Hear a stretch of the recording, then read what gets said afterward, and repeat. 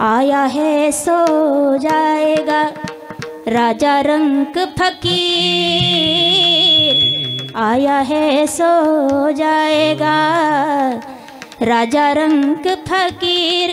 कोई सिंहासन चढ़ चला, कोई बंधे जंजीर, कबीरा कोई बंधे जंजीर।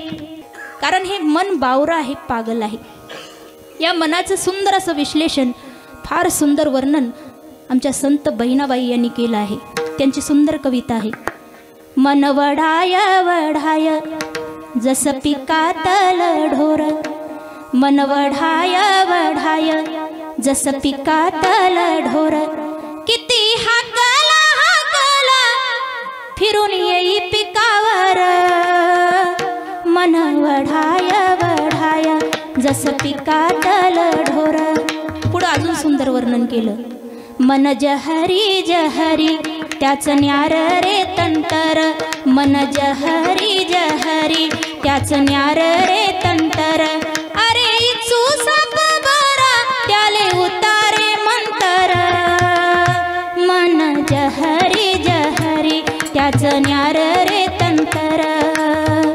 मन पाखरू पाखरू काय सांगू त्याची मात, मन पाखरू पाखरू काय सांगू त्याची मात, आता होत भुईवर गेलं गेलं आभायात, मन वढाय वढाय जसं पिकातल ढोर, मन वढाय वढाय जसं पिकातल ढोर।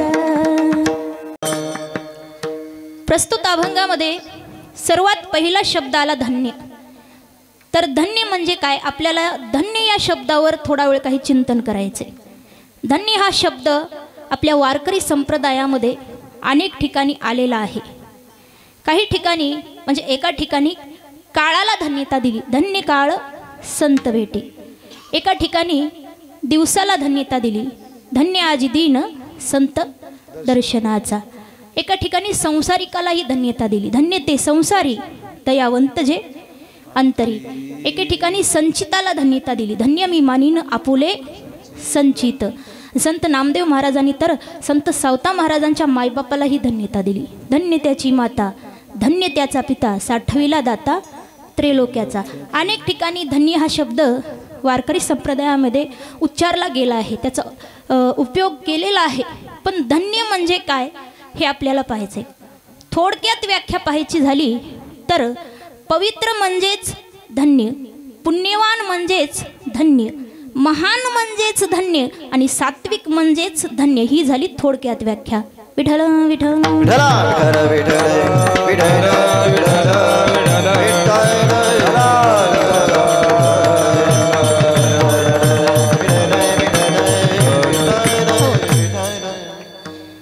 धन्य या शब्दाची आता थोडीशी विस्ताराने आपण व्याख्या पाहूया।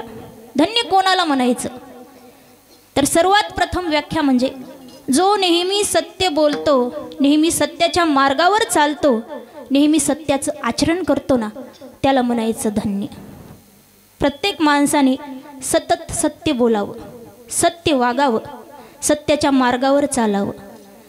सत्य काय आहे तर सत्य परमात्मा आहे, परमात्म्याचं स्वरूप आहे सत्य। श्रीमद भागवत महापुराण ग्रंथाच्या प्रथम श्लोकामध्ये भगवंताचं स्वरूप कसं आहे याचं वर्णन आले। सच्चिदानंद रूपाय विश्वोत्पत्त्यादि हेतवे तापत्रये विनाशाय श्रीकृष्णाय वयं नमः। सच्चिदानंद, भगवंताचं स्वरूप कसं आहे, सच्चिदानंद, सत चित आनंद, सत आहे। परमात्मा कसा आहे, सत म्हणजे अविनाशी, ज्याचा कधीच विनाश होणार नाही। हे जगत विनाशी आहे, जगाचा एक दिवस विनाश येणार आहे, विनाश होणार आहे। तुमचा आमचा एक दिवस विनाश ठरलेला आहे, तुम्हा आम्हाला एक दिवस मरायचंय। या जगामध्ये, या पृथ्वी तलावर, या मृत्यू लोकामध्ये जो कोणी जन्माला आलाय, प्रत्येक जीव, प्रत्येकाला एक दिवस मरण आहे। आया है सो जाएगा राजा रंक फकीर, आया है सो जाएगा राजा रंक फकीर। कोई सिंहासन चढ़ चला, कोई बंधे जंजीर कबीरा, कोई बंधे जंजीर।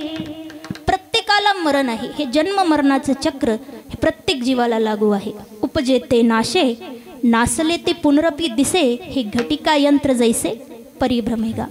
आजा मेला पंजा मेला, बाप मसना गेला, आणि देखत देखत नातू पंतू तोही तैसा झाला। म्हणजे प्रत्येकाला एक दिवस नाश आहे, पण इथे नाही उरवले अवतार, हेरते पामर जीव किती, हेरते पामर जीव किती,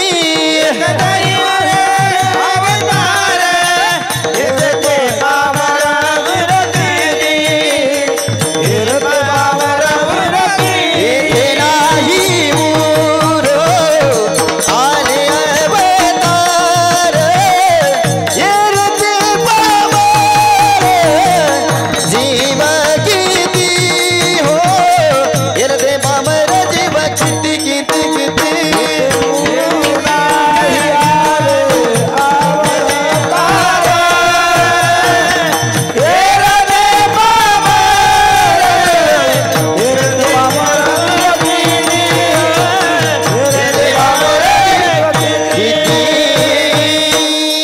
इतना ही उरो आले अवतार, एरते पामर जीव किती। या ठिकाणी साधू संतांचे अनेक श्रेष्ठ श्रेष्ठ अवतार झाले, भगवंताचेही अवतार झाले, त्यांना सुद्धा जावं लागलं। आपण तर साधारण जीव आहोत, प्रत्येकाचा नाश आहे, पण परमात्मा सत्य आहे। तो पूर्वीही होता, आजही आहे आणि उद्याही राहणार आहे। त्याचा आदी अंत कोणी सांगू शकत नाही, तो आदी अंताच्या परे आहे। म्हणून परमात्मा सत्य, तो परमात्मा आपल्याला प्राप्त करायचे तर आपल्यालाही सत्याच्या मार्गावर चाललं पाहिजे। एक अभंगात वर्णन आहे, सत्य तू सत्य तू सत्य तू विठ्ठला। 3 वेळा सत्य शब्द उच्चारला गेला आहे, कारण त्याचं स्वरूप सत्य आहे। म्हणून आपणही सत्य बोलावं, सत्य वागावं। पण आजकाल पाहिलं तर सत्य बोलायला कोणी तयार नाही, लोक पावला पावलावर खोटं बोलतात। तो परमात्मा आपल्याला मिळवायचा आहे तर सत्याचं आचरण केलं पाहिजे।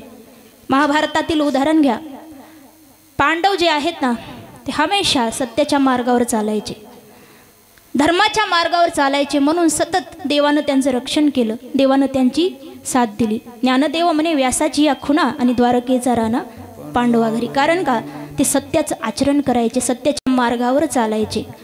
एक उदाहरण तुम्हाला महाभारतातलं सांगेल, ज्यावेळेस कौरव आणि पांडव गुरु द्रोणाचार्य यांच्या गुरुकुलामध्ये शिक्षण घेत होते, अध्ययन करत होते, त्यावेळी पहिल्याच दिवशी गुरु द्रोणाचार्य यांनी एक पाठ शिकवला सर्वांना, आणि पाठ अगदी छोटासा होता, 2च शब्द होते, सत्यम वद, म्हणजे माणसाने नेहमी सत्य बोलावे।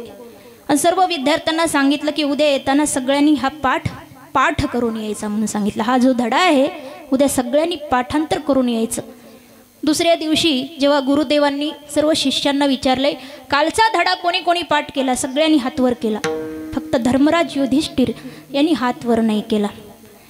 तेव्हा गुरुदेव म्हणतात, अरे युधिष्ठिर, एवढा सोपा पाठ, एवढा धडा, किती सोपा, 2च शब्द, आणि तुला पाठ नाही झाली का? तेव्हा धर्मराज युधिष्ठिर भैया म्हणतात की गुरुदेव, शब्दाचं म्हणताल तर शब्द माझ्या ध्यानात आहेत, पण मी अजून ते आचरणात आणले नाहीत। ज्या दिवशी मी हे शब्द आचरणात आणेल ना, त्या दिवशी सांगेल की मी धडा पाठ केला। आणि खरोखर काही दिवसानंतर धर्मराज म्हणतात, गुरुदेव, मी आज धडा पाठ केला, आणि त्या दिवसापासून धर्मराज युधिष्ठिर आयुष्यात कधीच खोटं बोलले नाहीत, सतत सत्य बोलले। फक्त युद्धामध्ये एकदा थोडंसं अर्ध सत्य बोलले, तेही देवाच्या सांगण्यावरून बोलले होते, बाकी त्यांनी आयुष्यात कधी खोटं बोलले नाहीत, म्हणून देवाने त्यांची साथ दिली। पण आज परिस्थिती अशी आहे की माणूस खरं बोलायला तयारच नाही, पावला पावलावर खोटं बोलतात, छोट्या छोट्या स्वार्थासाठी माणूस खोटं बोलतो। बरं, ज्यांच्याकडून आपण आदर्श घ्यायचा, ज्यांचं अनुकरण करायचं, ते गुरुजन मंडळी सुद्धा खोटं बोलायला लागली, तर मग आपण अनुकरण कोणाचं करायचं? आपण कोणाचा उपदेश आपण आचरणात आणायचा? जे उपदेश करतात ते स्वतःच खोटं बोलणारे झाले। म्हणजे बोले तैसा चाले, त्याची वंदावी पाऊले, हे जे वचन आहे खोटं ठरले।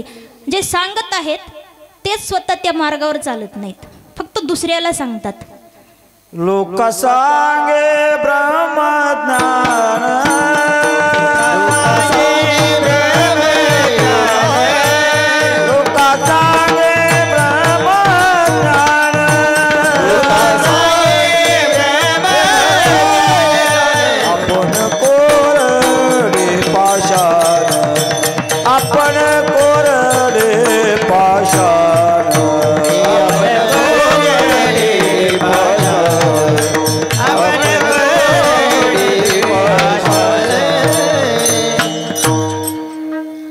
सांगे ब्रह्मज्ञान आपण कोरडे पाषाण. फक्त दुसऱ्यांना सांगतात, स्वतः तसं वागत नाहीत.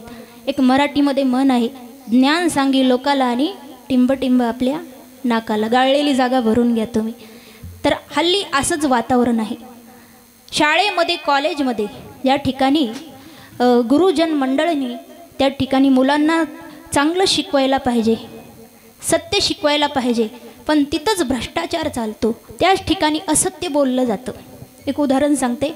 एका शाळेमध्ये लहान मुलांचे फोटो काढायचे होते. मग मुख्याध्यापकाने फोटोग्राफरला बोलावलं आणि विचारलं की आमच्या शाळेतील मुलांचे उद्या फोटो काढायचेत, तर तू एका फोटोला किती रुपये घेणार? त्याने सांगितलं मी एका फोटोला 10 रुपये घेणार. मग ठरले किती? 10 रुपये ठरले. मग मुख्याध्यापकांनी शिक्षकांना बोलावलं, सांगितलं उद्या मुलांचे फोटो काढायचे. फोटोग्राफरला सांगितलंय तर मुलांना उद्या प्रत्येकाला एका फोटोचे 20 रुपये आणायला सांगा. मुख्याध्यापकांनी किती सांगितले?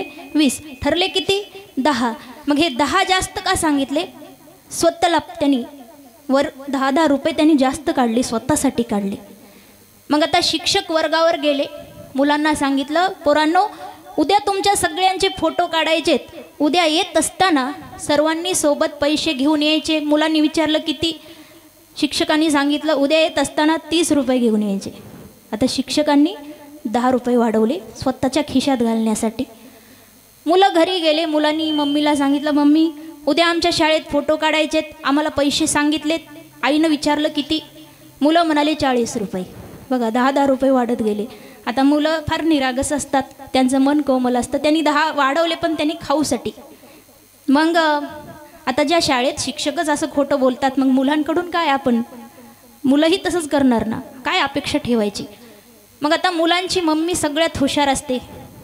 जेव्हा रात्री नवरा घरी आला कामावरून, तिनं सांगितलं अहो उद्या आपल्या पिंट्याच्या शाळेमध्ये फोटो काढायचे आहेत म्हणे आणि पैसे सांगितलेत. त्याने विचारले किती रुपये? तिनं सांगितलं 100 रुपये. बघा तिनं डायरेक्ट 60 रुपये वाढवले. तो म्हणाला असं कुठं असतं का, एका फोटोला 100 रुपये? ती म्हणाली तुम्ही कधी शाळेत गेलता का, तुम्हाला माहीत तर आहे का? शांतच बसला, कारण बायकोच्या पुढं काय बोलणार. तर हा भ्रष्टाचार असाच वाढत जातो आणि त्यामुळं सगळे खोटं बोलत आहेत. यासाठी तो सत्य परमात्मा मिळत नाही. जो सत्याच्या मार्गावर चालतो, नेहमी सत्य बोलतो, त्याला परमात्मा मिळतो. आधीच माणूस खोटारडा झाला आणि त्यात माणसाच्या हातामध्ये एक खेळणं पडलं खोटं बोलण्याचं साधन, ते म्हणजे मोबाईल. आता मोबाईल नाही असा माणूसच जगात भेटणार नाही. इथंच बसलेले मला सांगा कोणाकोणाकडे मोबाईल आहे? हात वर करा. हां नाही ते करा, आहे ते. प्रश्न चुकला माझा. कोणाकोणाकडे मोबाईल नाही त्यांनी हात वर करा. म्हणजे प्रत्येकाकडे मोबाईल आहे. प्रत्येक घरात असं एकही घर नाही की जिथं मोबाईल नाही. बरं मोबाईल काळाची गरज आहे, त्याची आवश्यकता आहे, पण घरोघर मोबाईल झाले आणि त्या मोबाईलवर माणूस कधीच खरं बोलत नाही. बघा तुम्ही जर कोणाला फोन लावला आणि त्याला विचारलं कुठं आहेस, तो कुठं आहे हे कधीच खरं सांगत नसतो, हमेशा खोटं सांगतो. आणि मोबाईलचा सगळ्यात जास्त फायदा झाला बायकांना, कारण महिलांचा स्वभाव आधीच संशयी, त्यात त्यांच्या हातात मोबाईल पडला, नवरा घराच्या बाहेर गेला की लगेच फोन लावणार, अहो कुठं आहात. पण महिला मंडळ एक गोष्ट लक्षात ठेवा, मोबाईलवर कोणी खरं सांगत नसतं, मोबाईलवर खोटंच सांगतात. एक उदाहरण सांगते. एक बाई नवऱ्यावर फार संशय घ्यायची, कधीच माहेरी जायची नाही, सारखी संशय घ्यायची. पण एकदा तिच्या माहेरी 8 दिवसांचा कार्यक्रम होता, मजबुरी होती, ती गेली. माहेरी गेल्यानंतर तिला तिथे करमेना. तिकडून तिनं फोन लावला नवऱ्याला. त्याने फोन उचलला. तिनं विचारला अहो तुम्ही कुठं आहात? तो म्हणाला घरीच आहे. पण तिला विश्वासच बसना. तिनं म्हणते खरंच घरी आहात का? तो म्हणाला खरंच आहे. ती म्हणाली एक काम करा, मग मिक्सर सुरू करून दाखवा. मग आता त्याने मिक्सर सुरू केलं. तिनं ऐकलं की तिला आनंद वाटला, बरं झालं नवरा घरीच आहे. दुसऱ्या दिवशी परत फोन लावला, अहो तुम्ही कुठं आहात? तो म्हणाला घरीच आहे. ती म्हणाली काय पुरावा? कालच्यासारखं परत मिक्सर सुरू करून दाखवा. त्याने परत मिक्सर सुरू केलं. असं तिसऱ्याही दिवशी घडलं सेम. तिला एवढा आनंद वाटला की मी 3 दिवस घरी नाही, तरी नवरा बाहेर फिरत नाही, घरीच आहे. 4थ्या दिवशी म्हणाली नवऱ्याला सरप्राईज द्यायचं, न सांगता डायरेक्ट तिनं घरी गेली. घरी गेली तर पोरगं होतं, पोराच्या परीक्षा असल्यानं घरीच ठेवलं होतं. तिनं विचारलं, पोराला विचारलं, बाप घरी नव्हता पोरांचा, की अरे तुझे पप्पा कुठं गेले? तो म्हणाला मला माहीत नाही, पण तू गेलीस त्याच दिवशी घराबाहेर पडलेत आणि जाताना सोबत मिक्सर घेऊन गेलेत म्हणाले. विठ्ठल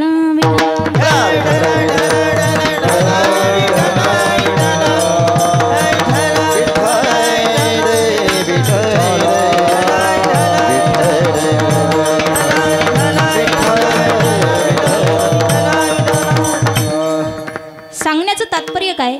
तर हल्ली कोणी सत्य बोलत नाही, म्हणून तो सत्य परमात्मा कोणाला मिळत नाही. जो नेहमी सत्य बोलतो, सत्याच्या मार्गावर चालतो, त्याला परमात्मा मिळतो, कारण देवाचं स्वरूप सत्य आहे. तर जो सत्य बोलतो त्याला धन्य म्हणावं, ही पहिली व्याख्या झाली. दुसरी व्याख्या काय? ज्याच्या मनामध्ये काहीही अभिमान नाही, कुठल्याही वस्तूविषयी, कुठल्याही गोष्टीविषयी ज्याच्या मनामध्ये अभिमान नाही, ज्याचं मन अभिमान रहित आहे ना, त्याला म्हणायचं धन्य. कारण अभिमान चांगला नाही. आणि जे परमार्थिक साधक आहेत त्यांच्यासाठी तर अभिमान म्हणजे पतनाचं कारण आहे. अभिमानामुळे तुका म्हणे नरका खाली अभिमान जरी होय नानगर भिताटा, जरी होय नानगर भिताटा, अभिमान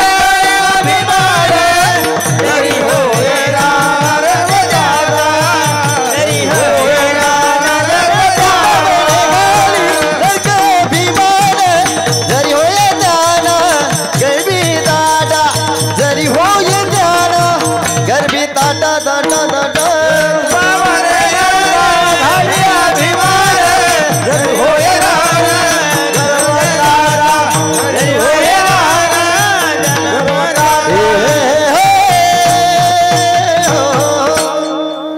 तुका म्हणे नरकी घाली अभिमान जरी होय ज्ञान गर्विताठा. ज्याला गर्व झाला ना तो नरकाला जातो, कारण देवाला अभिमान आवडत नाही. तीळ मात्र जरी होय अभिमान आणि मेरू तो समान भारदेवा. देवाच्या भक्तांना जर तिळभर जरी अभिमान झाला तरी देवाला मेरू पर्वता एवढं त्याचं ओझं होत असतं. मग माणसाला अभिमान असतो कशा कशाचा? काही गोष्टींचा माणसाला अभिमान असतो. पहिली म्हणजे धनाचा. काही काही माणसांना धनाचा अभिमान असतो. एखाद्याकडे जास्त पैसा झाला की त्याला पैशाचा अभिमान होतो. एखादा फार दिसायला सुंदर असेल तर त्याला रूपाचा अभिमान होतो. एखादा फार ज्ञानी असेल तर त्याला ज्ञानाचा अभिमान होतो. आणि एखाद्याकडं फार मोठं पद आलं कशाचं तर त्याला पदाचा अभिमान होतो. पण विचार करा, अभिमान कुठला चांगला नाही. पैशाचा अभिमान करता, धनाचा, पण ज्या धनाचा अभिमान करता ते धन आपलं नाहीच. धन कोणाचं आहे हो? नाही काळाचे धन कुबेराचे, येथे मनुष्याचे काय आहे हो, येथे मनुष्याचे काय आहे. हे काळाचे धन कुबेराचे, येथे मनुष्याचे काय आहे, येथे मनुष्याचे काय आहे. देह हे काळाचे धन कुबेराचे, तेथे मनुष्याचे काय आहे. हे सर्व धन भगवंताने आपल्याला दिलेलं आहे, सगळं देवाचं आहे. आणि हे सोबत येत नाही. जोपर्यंत इथं आहात तोपर्यंत कामाला येईल, पण हे धन भगवंताचं आहे. ते सोबत तुम्ही आयुष्यामध्ये एवढं कमवलंय, 1 रुपया घेऊन दाखवा फक्त सोबत जाता. धन मिळवूनी कोट्यान कोटी, धन मिळवूनी कोट्यान कोटी, धन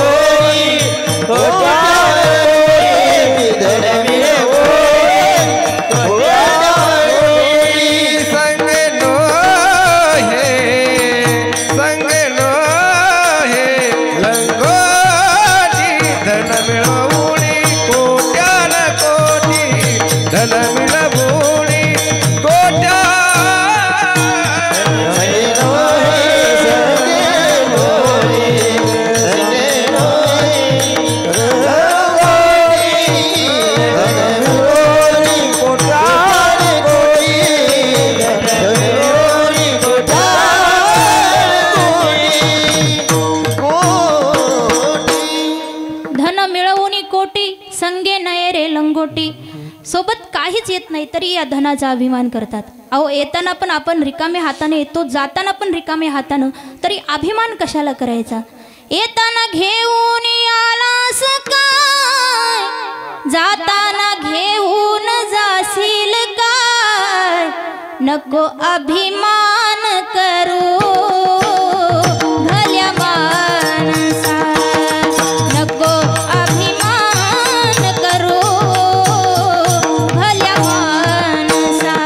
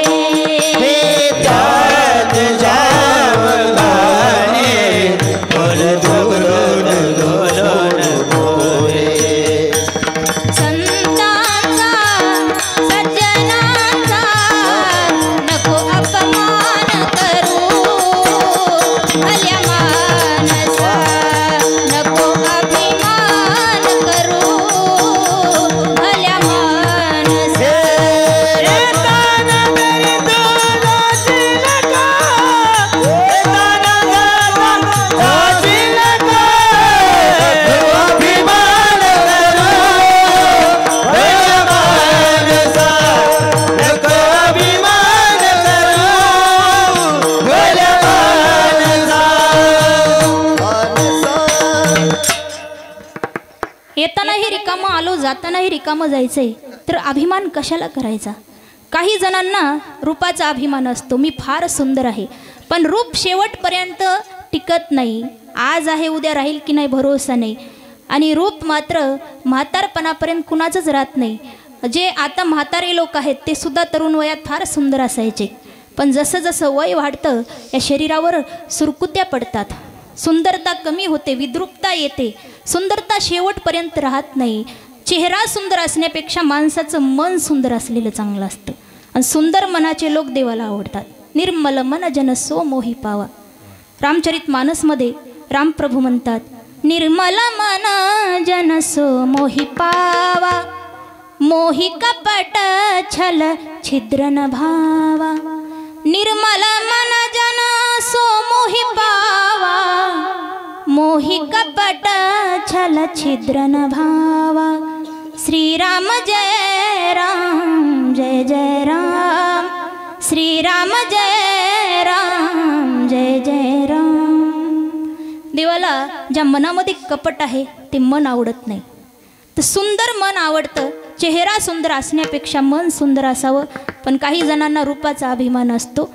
रूपाचा अभिमान कशाला करायचा. कारण देवाने तुमच्या माझ्यासारखे अनेक सुंदर चेहरे मातीपासून बनवले आणि शेवटी त्यांना मातीमध्ये घातलं.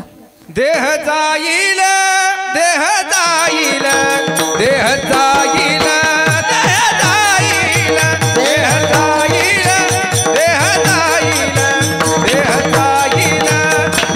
जाईल देह जाईल देह जाईल देह जाईल देह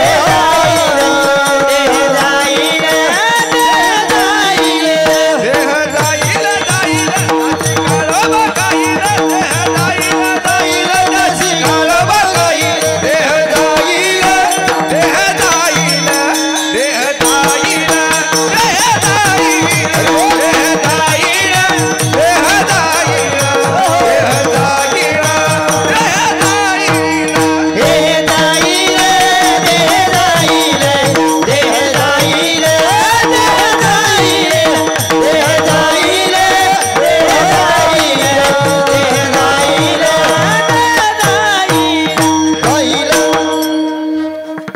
जाईल जाईल त्यासी काळोबा खाईल. एक दिवस या देहाचा नाश, या देहाची माती होणार आहे, याची राख होणार आहे. म्हणून जर तुम्ही कधी सुंदर माणूस पाहिला तर काय करायचं, एक उदाहरण सांगते तुम्हाला. एक वेश्या होती, तिचं नाव होतं वारांगना. ती दिसायला एवढी सुंदर होती की तिच्या पुढे स्वर्गातल्या अप्सरा देखील फिक्क्या पडतील. खूप सुंदर, आणि तिच्या सुंदरतेची चर्चा दूर दूर देशापर्यंत होती. जेव्हा ती वारांगना वेश्या रोज सकाळी अंघोळ झाल्यानंतर साज शृंगार करून तिच्या घराच्या माडीवर बाल्कनीत यायची ना, तिला पाहण्यासाठी तिच्या अंगणामध्ये लांबून दूर दूरून लोक तिला पाहण्यासाठी, तिची एक झलक पाहण्यासाठी यायचे. तिची सुंदरतेची चर्चा ऐकून तिला पाहण्यासाठी तिथं गर्दी व्हायची सकाळी सकाळी रोज तिच्या अंगणामध्ये. एक दिवस असंच जेव्हा ती माडीवर येऊन बाल्कनीत उभी आहे, अनेक लोक तिला पाहण्यासाठी गर्दी करून अंगणात उभे होते, आणि तिथूनच एक साधू महाराज चालले होते, संन्याशी. त्यांना वाटलं एवढी गर्दी कशाची दिसते, म्हणून ते थांबले आणि एक जणाला विचारलं की इथं तुम्ही कशासाठी थांबलात. त्यानं सांगितलं, जगातली सर्वात सुंदर स्त्री एक वारांगना नावाची वेश्या या ठिकाणी राहते, तिला पाहण्यासाठी आम्ही थांबलो. तेव्हा साधूंनी विचार केला, जगातली सुंदर स्त्री म्हणजे अशी किती सुंदर आहे पाहावं, म्हणून तेही थांबले. आणि जशी ती वेश्या बाहेर आली, बाल्कनीमध्ये उभी राहिली, साधूंनी तिच्याकडे पाहिलं आणि ती खरोखर फार सुंदर होती. एवढी सुंदरता की शब्द कमी पडतील तिच्या सुंदरतेचं वर्णन करायला. ते साधू एकटक पाहायला लागले, सारखं तिच्याकडं पाहायला लागले. डोळ्याची पापणी न लावता एकटक पाहू लागले, देहभान विसरून पाहू लागले. जेव्हा त्या वेश्यानं पाहिलं, ती म्हणते, आजपर्यंत साधारण हे संसारिक माणसं तर मला पाहायला यायचे, ही वेगळी गोष्ट आहे, पण हा त्यागी माणूस आहे, महात्मा आहे, साधू संन्याशी आहे, ज्याने सर्वस्व सोडून वनामध्ये जाऊन देवाचं भजन गातात, ते आज मला पाहून मोहित झाले. खरंच मी फार सुंदर आहे. तिला एवढा गर्व वाटला, अभिमान वाटला. आणि तिनं दाशीला सांगितलं, जा आणि त्या महाराजांना बोलावून आण. दाशी गेली, म्हणाली, बाबा तुम्हाला आमच्या राणीसाहेबांनी बोलवले म्हणून. दाशीनं जसं सांगितलं, मग ते साधू वर तिथं माडीवर गेले. तेव्हा ती म्हणते, महाराज आजपर्यंत या ठिकाणी अनेक लोक मला पाहायला यायचे, पण आज पहिल्यांदा असं घडले की तुमच्यासारखा एक विरक्त साधू देखील माझ्याकडे पाहून मोहित झाला. तुम्ही देवासाठी सर्वस्व त्याग केला, तरी आज माझ्याकडे पाहून तुम्ही मोहित झालात. मला कमाल वाटली, नवल वाटलं या गोष्टीचं. तेव्हा ते साधूंनी फार सुंदर उत्तर दिलं. ते म्हणतात, देवी मी तुझ्याकडं पाहून मोहित झालो असं तुला मी म्हटलं का? मी तुझ्याकडं पाहून मोहित झालो नाही. तू हा गैरसमज तुझ्या मनातून काढून टाक.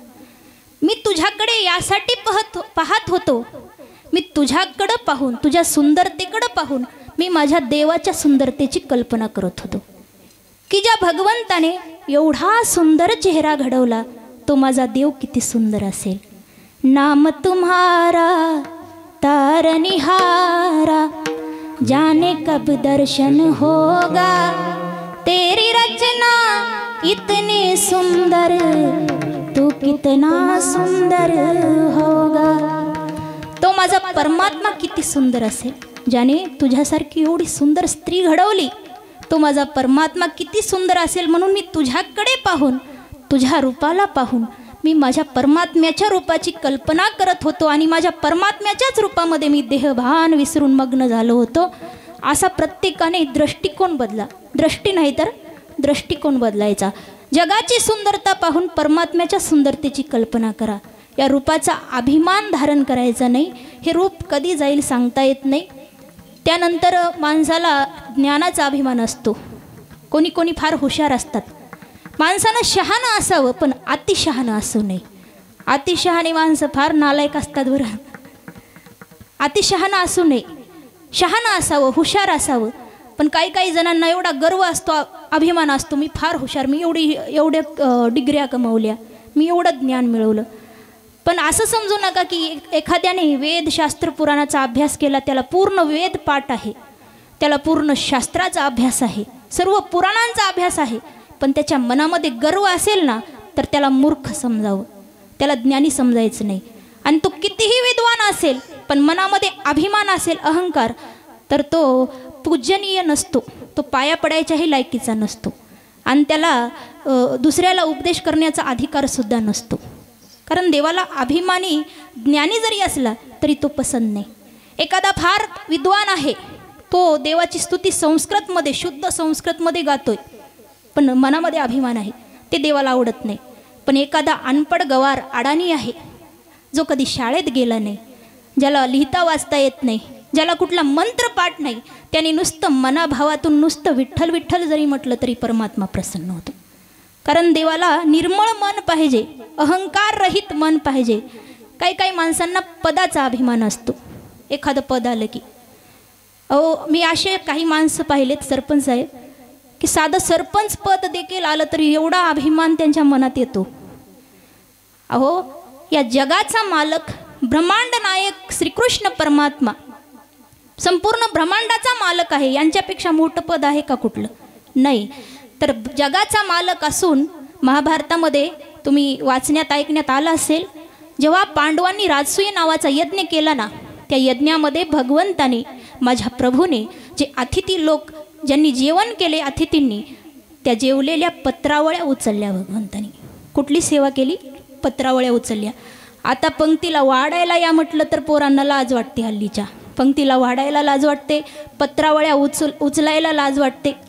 आणि एखादा साधा सरपंच जरी झाला तरी मंदिरामध्ये गेल्यावर भगवंताच्या दारातली घंटी देखील एवढ्या स्टाईलनं वाजवतो ना, जसं काय देशाचे पंतप्रधान आलेत. एवढा अभिमान झाला पदाचा. तर अभिमान रहित मन झालं की तो धन्यतेच्या पात्र असतो. विठ्ठल विठ्ठल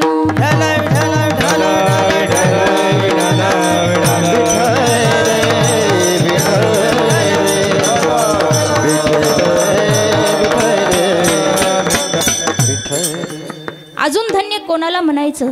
तर जो आपल्या हिताच्या ठिकाणी जागा असतो ना, त्याला धन्य म्हणायचं. धन्य माता पिता तयाची या, हो धन्य माता पिता तयाची या, धन्य माता पिता तयाची या, धन्य माता पिता तयाची या. आपुलिया हिता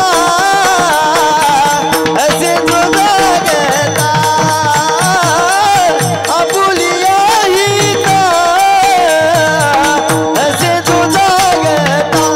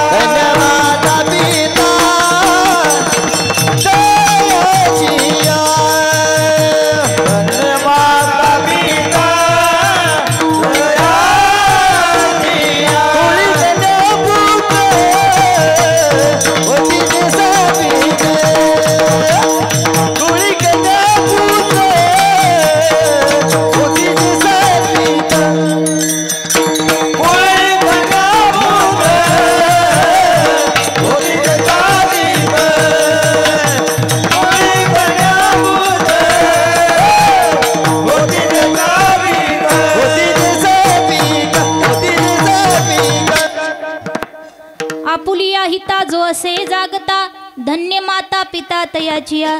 जो आपल्या हिताच्या ठिकाणी जागा आहे. हित म्हणजे काय? तर हित म्हणजेच परमार्थ करणे. जो परमार्थात जागा आहे ना, त्याचे माता पिताही धन्य आणि तोही धन्य असतो.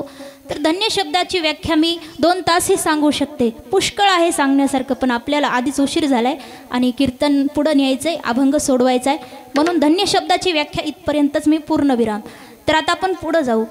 धन्य कोणी कोणाला म्हणावं हा महत्त्वाचा प्रश्न आहे. धन्य कोणी कोणाला म्हणायचं? स्वतःला धन्य म्हणून घ्यायचं का? तर नाही.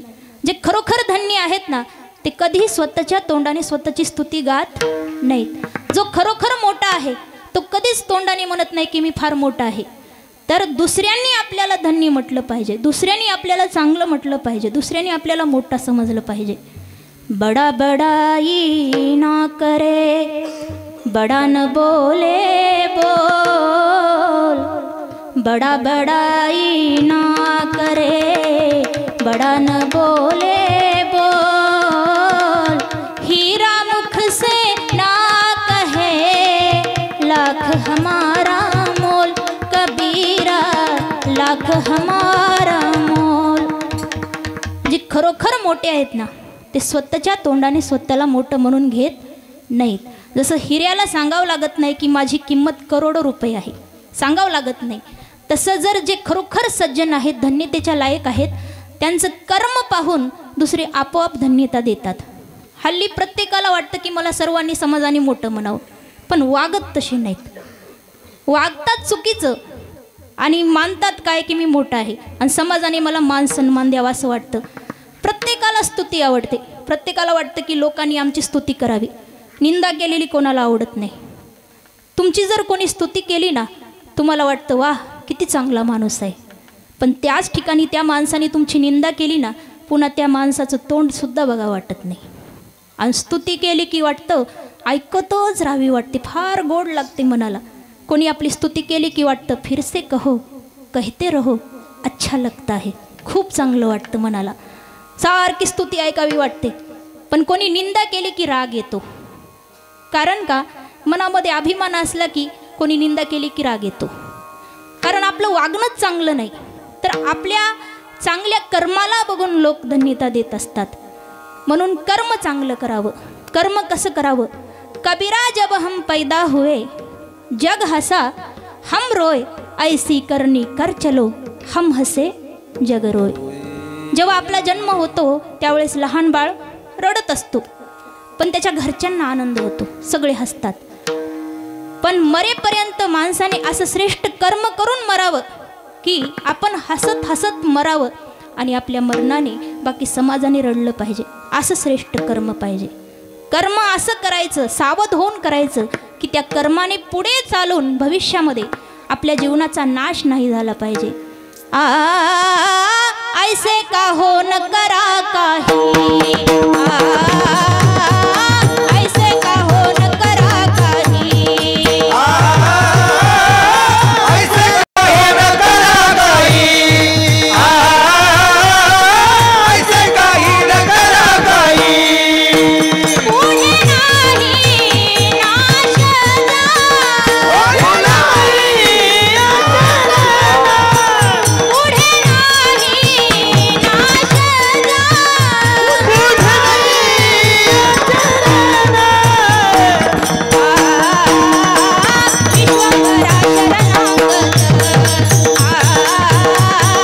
विश्वंभरा शरणागत,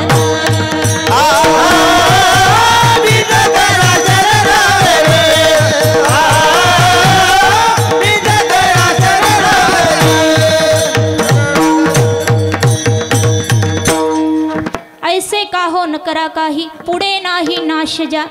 असं कर्म करायचं की त्या कर्मामुळे आपल्या जीवनाचा नाश नाही झाला पाहिजे, तर आपलं जीवन सफल झालं पाहिजे. मग असं श्रेष्ठ कर्म कुठलं आहे? ते आहे परमार्थ. पण परमार्थ करत असताना हे मन मध्ये अडथळा आणतं, कारण या मनाला चांगलं काही आवडतच नाही. या मनाला जेवढं वाईट असेल तेवढं आवडतं. चांगलं आवडून घेण्यासाठी खूप प्रयत्न करावे लागतात आणि वाईट आवडून घेण्यासाठी प्रयत्न करावे लागत नाहीत. हे मन आपोआपच वाईट मार्गाकडे जात राहतं, जबरदस्ती जात राहतं. बघा आता कीर्तनात बसलं की आवडत नाही, कीर्तनात कंटाळा येतो, आळस येतो. आणि याच ठिकाणी जर तुम्ही घरी टी व्ही समोर बसलेली असताना तर तुम्हाला आळससुद्धा आला नसता. रात्री 12पर्यंत 2 वाजेपर्यंत ही पिक्चर पाहिला तरी आळस येत नाही, झोप येत नाही. आणि कीर्तनात येऊन 5 मिनिट बसलं की लगेच डोळ्यावर गुंग यायला लागते, झोप येते. पण कीर्तनामध्ये झोप कोणाला येते सांगू का? बसलेले.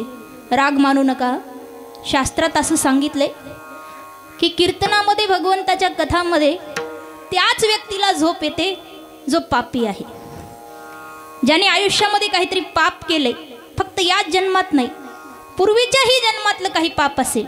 पूर्वजन्म के पाप से हरि कथा न सुहाय, पूर्वजन्म के पाप से हरि कथा न सुहाय, जैसे ज्वर के रोग से भूख विदा हो जाए, कबीरा भूख विदा हो जाए. जसं पूर्वीचं काही पाप असेल किंवा या जन्माचं असेल, काहीतरी पाप आपल्या जन्माचं असेल तरच माणसाला कीर्तनामध्ये झोप येत असते. म्हणून तुम्ही पापी आहात का पुण्यवान ही आजच परीक्षा होऊन जाऊ द्या सगळेजण. आता परीक्षा आज तुमची. तुम्हाला जर कीर्तन संपेपर्यंत झोप आली तर समजा तुम्ही पापी आहात, आणि कीर्तन संपेपर्यंत तुम्हाला झोप नाही आली तर समजायचं तुम्ही पुण्यवान आहात. पाप पुण्याचा आजच तुम्ही विचार करा, म्हणजे आजच फैसला करून टाका तुम्ही पापी आहात का पुण्यवान आहात. कीर्तनात बसलं की झोप येते. कारण आणि दुसरं पण एक कारण आहे बघा, पापाचं एक कारण आहे, पण दुसरं एक आहे की कीर्तनामध्ये एवढा आनंद असतो, आनंदाचं वातावरण असतं, पवित्र भगवंताचं नाम असतं, त्यामुळे एवढा मनाला आनंद वाटतो ना की त्या आनंदमय वातावरणामध्ये माणसाला शांतपणे झोप लागते. असं घरी गोळ्या खाऊन झोप येत नाही. कीर्तनी बैसता निद्रे नागवीर, कीर्तनी बैसता निद्रे नागवीर, कीर्तनी बैसता निद्रे नागवीर, कीर्तनी बैसता निद्रे नागवीर, मन माझ गुंतले विषय सुख, मन माझ गुंतले विषय सुख, मन माझ गुंतले विषय सुख, मन माझ गुंतले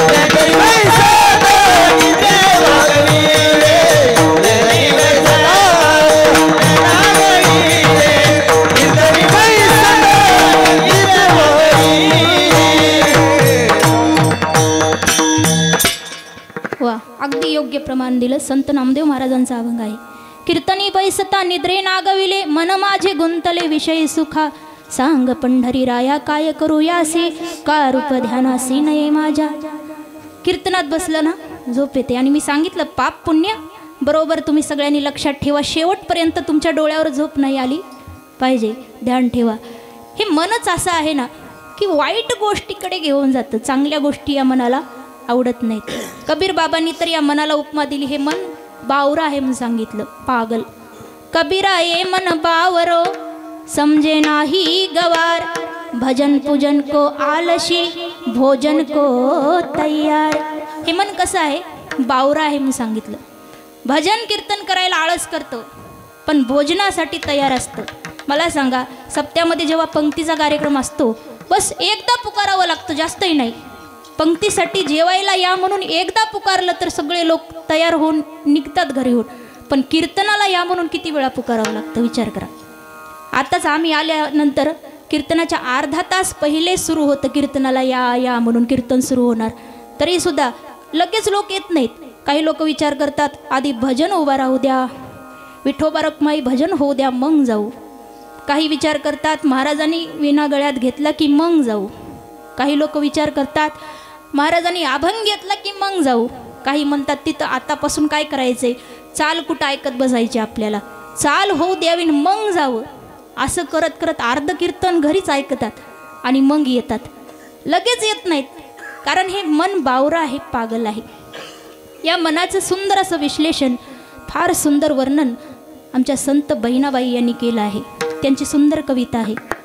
मन वढाय वढाय जस पिकातल ढोर, मन वढाय वढाय जस पिकातल ढोर, किती हाकला हाकला फिरून येई पिकावर, मन वढाय वढाय जस पिकातल ढोर.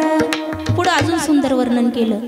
मन जहरी जहरी त्याच न्यार रे तंतर, मन जहरी जहरी त्याच न्यार रे तंतर, अरे इचू साप बरा त्याले उतारे मंतर, मन जहरी जहरी त्याच न्यार रे तंतर, मन पाखरू पाखरू काय सांगू त्याची मात, मन पाखरू पाखरू काय सांगू त्याची मात, आता होत भुईवर गेलं गेलं आभायात, मन वढाय वढाय जस पिकातल ढोर, मन वढाय वढाय जस पिकातल ढोर.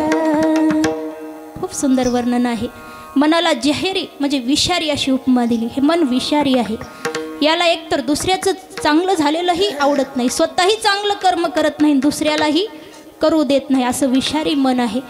आपण आपल्या जीवनामध्ये आपल्या कपड्यावर कुठला डाग पडू नये म्हणून काळजी घेतो, आपलं शरीर सुंदर दिसावं, चेहरा सुंदर दिसावा म्हणून काळजी घेतो, कपड्यावर डाग पडू नये, कपडे स्वच्छ दिसावेत म्हणून अनेक प्रकारचे साबण वापरतो. आणि आजकाल तर असं आहे की मागे 1000 लपडे पण कडक इस्त्रीचे कपडे, असं सूत्र आहे. कितीही लपडेबाज माणूस असो पण कडक इस्त्रीचे कपडे दिसले ना, लोक ध्यान करून बघतात, कोणीतरी मोठा माणूस असला पाहिजे. कपड्यावर आजकाल शान ठरली जाते. तर कपड्याची किती काळजी घेतो की त्याच्यावर डाग पडू नये, मळलेले दिसू नयेत, त्यासाठी निर्मळ स्वच्छ कपडे घालतो, इस्त्री करून घालतो. चेहरा सुंदर दिसावा म्हणून वेगवेगळे साबण वापरतो, क्रीम पावडर वापरतो, केसांसाठी शॅम्पू वापरतो, प्रत्येक गोष्टीची काळजी घेतो. पण माणूस मनाची काळजी घेत नाही. हे मलिन झालेलं मन पवित्र करण्याचा कोणी विचार करत नाही. ह्या मनाला शुद्ध करण्याचा, या मनावरही कुठले डाग राहू नयेत याचा कोणी विचार करत नाही, आणि याला पवित्र करण्याचाही प्रयत्न कोणी करत नाही. सुंदरता वाढावी म्हणून आजकाल अनेक ब्युटी पार्लर आहेत. एकदा मी कीर्तनाला जात असताना एके ठिकाणी एका ब्युटी पार्लरचं उद्घाटन होतं, आणि त्या ठिकाणी त्या उद्घाटनाला 500 बाया जमल्या होत्या. किती? 500. मी सहज म्हटलं एवढी गर्दी कशाची, म्हणून मी एका बाईला विचारलं इथं कशाचा कार्यक्रम आहे. मला आधी वाटलं हळदी कुंकाचा असेल वाटलं, एवढ्या बाया जमल्या म्हणजे. पुरुष एकही नव्हता, फक्त महिला होत्या. मग त्या ठिकाणी मी एका महिलेला विचारलं इथं कशाचा कार्यक्रम आहे. तिनं सांगितलं ब्युटी पार्लरचं उद्घाटन. मला नवल वाटलं. म्हटलं एवढ्या बाया कीर्तनाला पण येत नाहीत ज्या उद्घाटनाला उपस्थित आहेत. मी एका बाईला विचारलं काय हो तुम्ही ब्युटी पार्लरमध्ये येता का? ती म्हणाली हो. आणि मग चेहरा सुंदर होतो का? म्हणाली हो, चेहरा सुंदर होतो म्हणूनच येते ना. म्हटलं किती खर्च येतो? ती म्हणाली जसं आपण साधन वापरलं तसा खर्च येतो, 500, 1000, 2000, जसं आपण साधन वापरलं तसा खर्च. मी म्हटलं बरं मन सुंदर करण्याचं ब्युटी पार्लर कुठं आहे का? ती म्हणाली मनाचं कुठं ब्युटी पार्लर असतं का? मी म्हटलं असतं, मनाचं सुद्धा ब्युटी पार्लर असतं. त्या बाईनं विचारलं कुठं आहे? मी म्हटलं असं मी रस्त्यावर सांगत नसते, कीर्तनात नारदाच्या गादीवर उभा राहिल्यावरच सांगत असते. कीर्तनाला या म्हटलं मग तिथं तुम्हाला सांगेन. मनाचंही ब्युटी पार्लर असतं, आणि मनाचं ब्युटी पार्लर कोणतं असतं जे आज या ठिकाणी आपण उपस्थित आहोत ना, हा कीर्तन रूपी दरबार म्हणजे एक प्रकारचं मन सुंदर करण्याचं ब्युटी पार्लर आहे. इथं आपल्या मलिन झालेल्या मनाला पवित्र केलं जातं, आणि त्यासाठी साधन काय वापरतात? भगवंताचं पवित्र नाम. देवाच्या नामाने या ठिकाणी आपल्या सर्व मळलेल्या मनाला शुद्ध केलं जातं, निर्मळ केलं जातं. कितीही आपलं पापी मन असेल पण तुम्ही जर या नाम संकीर्तन दरबारात येऊन बसलात ना, नाम संकीर्तन साधन पैसे, नाम संकीर्तन साधन पैसो में, नाम संकीर्तन साधन पैसो में, नाम संकीर्तन साधन पैसो में,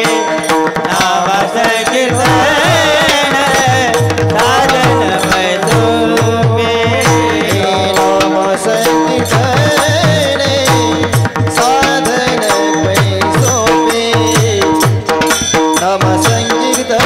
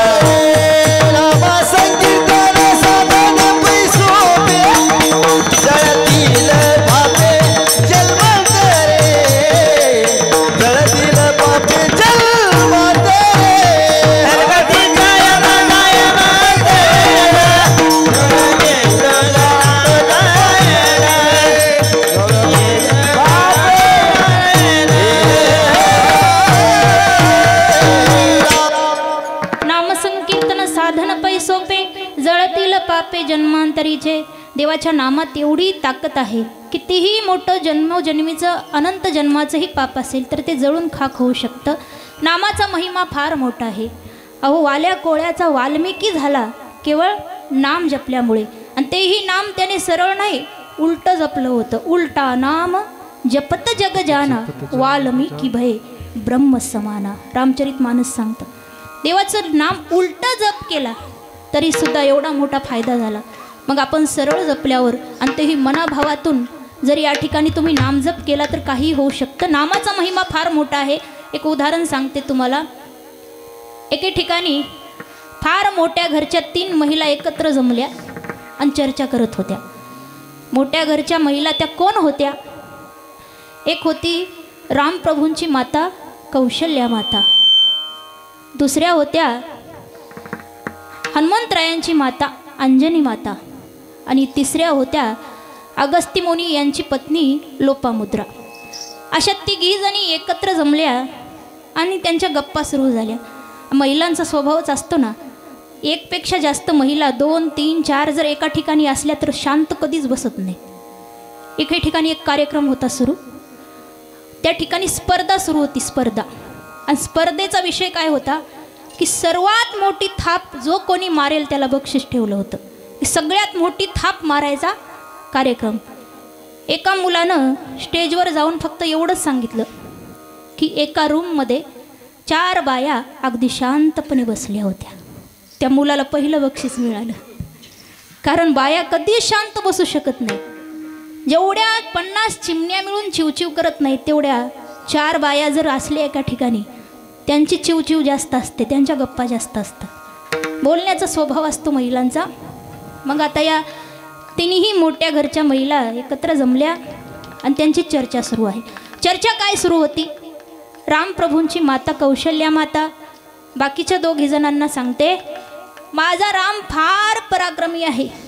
माझ्या रामाने फार मोठा पराक्रम केला. समुद्रावर सेतू बांधला, लंकेमध्ये गेला, रावणासोबत युद्ध केलं, रावणाचा वध केला आणि माझ्या सुनेला घेऊन आला. एवढा मोठा पराक्रम माझ्या रामाने केला. तेव्हा अंजनी माता बसलेल्या होत्या. त्या म्हणाल्या, माझं म्हणणं थोडंसं ऐका. माझा हनुमान काही कमी पराक्रमी नाही. हनुमानाने एवढा मोठा पराक्रम केला. रामाने तर सेतू बांधला असेल, पण माझ्या हनुमानाने तर आकाश मार्गाने उडान केलं आणि सीतेची शुद्धी केली. सीतेचा शोध आधी माझ्या हनुमानाने लावला, आकाश मार्गाने उडान केलं. जर माझ्या हनुमानाला सांगितलं असतं ना तर रामाला समुद्रावर सेतू बांधायची गरजच पडली नसती. माझ्या हनुमानाला सांगितलं असतं तर त्याने उडान केलं असतं आणि जाऊन सीतेला घेऊन आला असता. किंवा या काठावरचं सैन्य वानर सेना खांद्यावर बसून माझ्या हनुमानाने दुसऱ्या काठावर नेऊन सोडली असती आकाशमार्गाने. समुद्रावर सेतू बांधायचीही आवश्यकता नव्हती. एवढा मोठा पराक्रम माझ्या हनुमानाने केला असता. तेव्हा माता लोपामुद्रा पण काही शांत बसल्या नाहीत.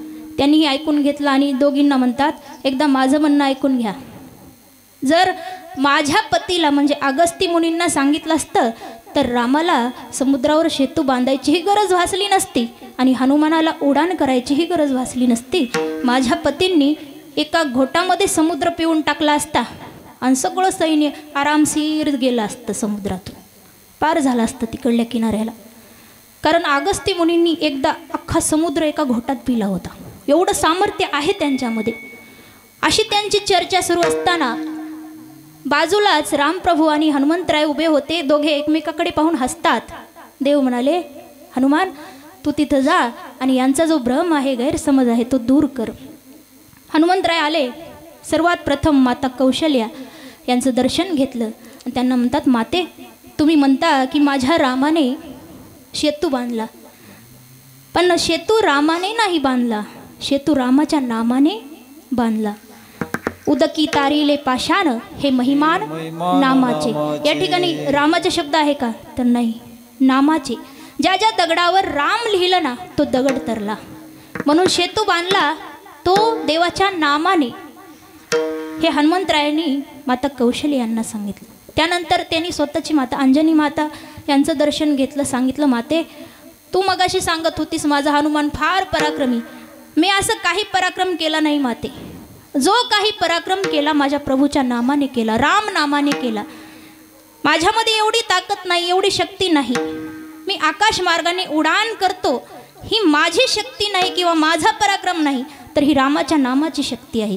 मी जय श्रीराम असा गजर केला की माझ्या संपूर्ण शरीरामध्ये शक्तीचा संचार होतो. ते केवळ भगवंताच्या नामाने. हा माझा वैयक्तिक पराक्रम नाही.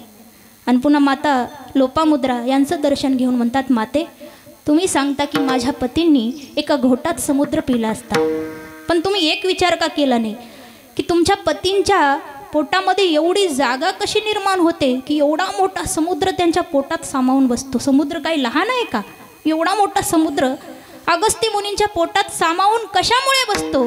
त्याचं कारण असं की अगस्ती मुनी रामप्रभूचे फार मोठे भक्त आहेत. दिवस रात्र राम नामाचा जप करतात.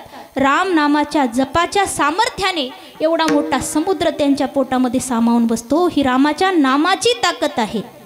ही ताकद कशाची? नामाची ताकद आहे. कारण एवढा मोठा समुद्र त्यामध्ये सामावतो, यात नवल नाही. अख्खं ब्रह्मांडही नामामध्ये सहज सामावू शकतं. त्यात समुद्र म्हणजे ब्रह्मांडामध्ये अगदी क्षुल्लक गोष्ट आहे. कारण भगवंताचं नाम फार मोठं आहे. किती मोठं? गगनाहुनी वाढ नाम आहे. एवढं मोठं भगवंताचं पवित्र नाम आहे. त्या नामाचा जप केला की मन शुद्ध होतं. आणि भगवंताच्या नामाच्या जपाने मन शुद्ध झाल्यानंतर माणूस परमार्थामध्ये धन्यतेच्या पात्र होतो. अभंगाच्या पहिल्या चरणामध्ये धन्य महाराज जन्मले संसारी, धन्य महाराज जन्मले संसारी, धन्य महाराज जन्मले संसारी, धन्य महाराज जन्मले संसारी, धन्य महाराज जन्मले संसारी, धन्य महाराज जन्मले संसारी, धन्य महाराज जन्मले संसारी, धन्य महाराज जन्मले संसारी, धन्य महाराज जन्मले संसारी, धन्य महाराज जन्मले संसारी, धन्य महाराज जन्मले संसारी, धन्य महाराज जन्मले संसारी. धन्य महाराज जन्मले संसारी, धन्य महाराज जन्मले संसारी, धन्य महाराज जन्मले संसारी, धन्य महाराज जन्मले संसारी. आचारी नारायण नारायण जो भाते हैं हरेरी नारायण नारायण. नारायण गाय नारायण ध्याय, नारायण गाय नारायण ध्याय, नारायण गाय नारायण ध्याय, नारायण गाय नारायण ध्याय. नारायण गाय नारायण गाय, नारायण गाय नारायण गाय, नारायण गाय नारायण गाय, नारायण गाय नारायण गाय. धन्य महाराज जन्मले संसारी,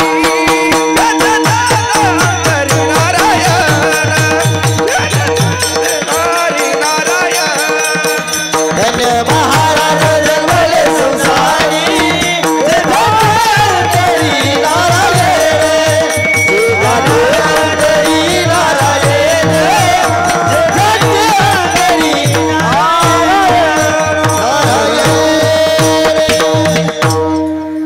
धन्य महाराज जन्मले संसारी, जे ध्याते अंतरी नारायण. अभंगाच्या पहिल्या चरणात महाराज सांगतात, संसारात जन्माला आलेले ते महाराज धन्य आहेत, जे भगवंताचं नामस्मरण करतात, भगवंताचं ध्यान करतात, नारायणाचं नाम गातात. ते धन्य आहेत. कारण भगवंताच्या नामाने मनातील सर्व पापाची निवृत्ती होऊन जीव परमार्थामध्ये धन्य होत असतो. पण विशेष करून या ठिकाणी संसारी हा शब्द वापरला, कारण संसारामध्ये राहून परमार्थ करणे फार कठीण गोष्ट आहे. धन्य तो एक संसार, धन्य तो एक संसार, धन्य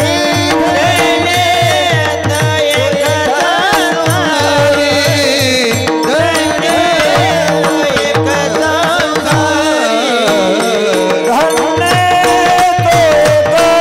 संसार, धन्य तो एक संसार, धन्य तो एक संसार.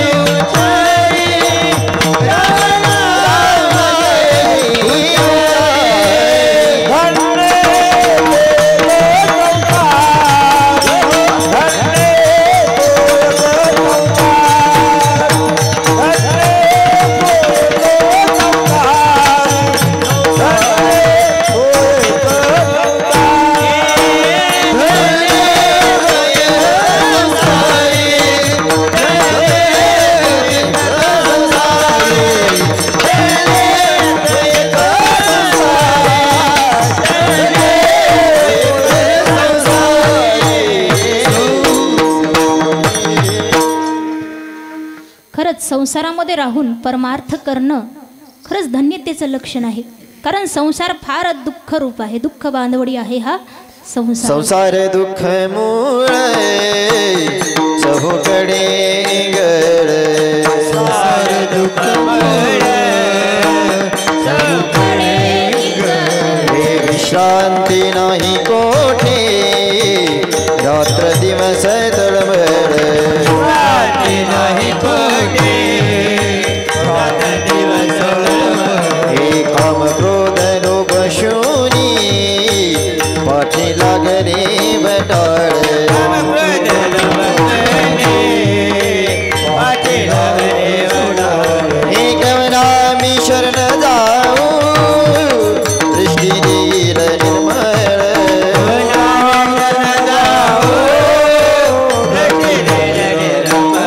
हे धर्म जागोस दैवाचा जो बापर उपकारी आदळ दृष्टी देतो त्याचे नाव मी उच्चारी,